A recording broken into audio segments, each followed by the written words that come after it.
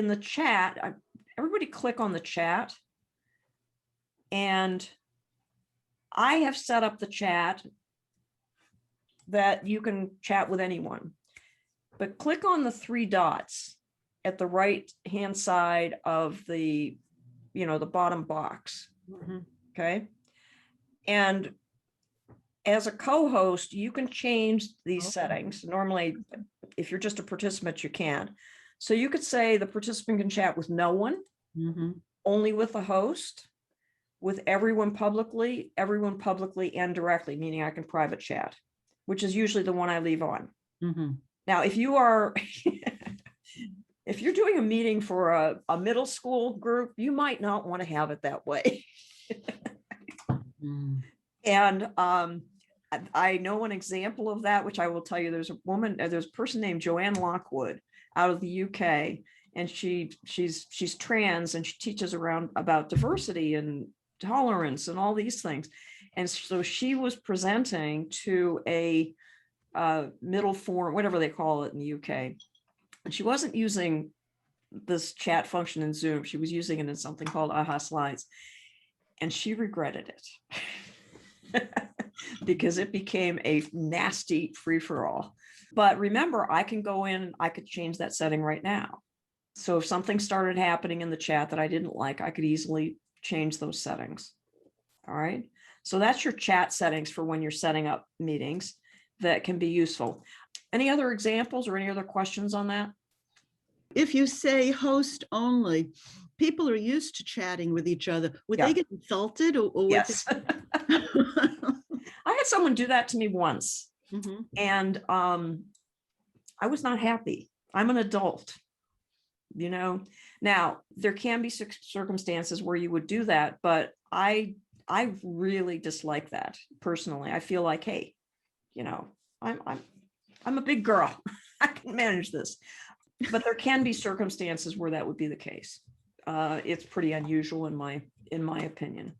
Anybody else have a thought on that? Barbara. I had a question. Okay, go ahead. So Dorothy, I have a question. I was told that when you private chat, you have to be careful with what you say. And why is that?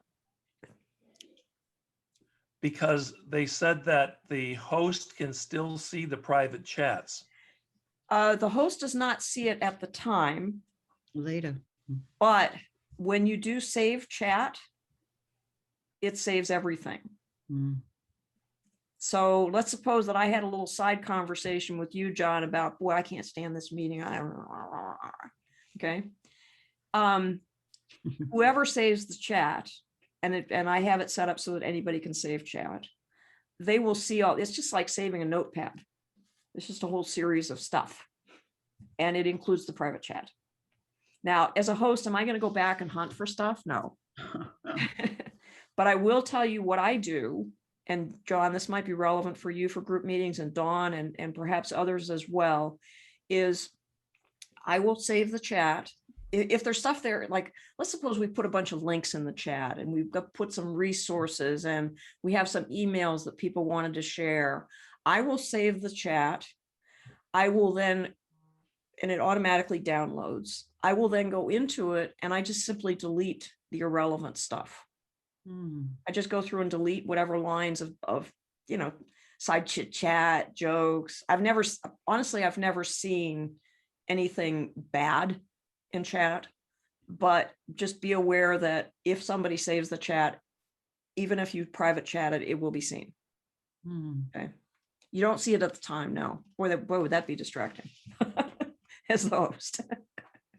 So Hey, what if you do it so the question from Evie is, what if you do it like a webinar when you're training and you let people know that the chat is unavailable for a moment, then open it for questions? Yeah, that's a very good idea. And webinar has different rules. We're going to stick with meeting for the moment. Webinar is a lot more, it's a little bit more one way. Yeah, Evie, question. Because I'm not sure, because I never use actually this for webinars, because until recently I've been using Webinar Ninja, which you can turn off the chat. And because most of my trainings are things that I'm teaching people, usually if the chat is totally available and people lose something, then I get a lot of people asking me, oh, I missed, how did you do that? How did you do that? So I like to shut it and then open it. I sometimes do that so that people stay focused, because I know that if they're chatting, they're going to lose a step that I did, and I'm training them on how to do something.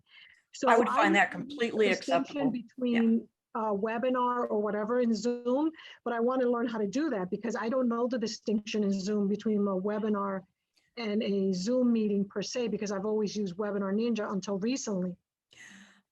Okay, we'll go another time, we'll go into more of the comparisons on webinar, but if you were as an instructor said to me, all right, I'm going to turn off the chat for a while so that we all stay focused on the materials, I would have no problem with that. Just tell people.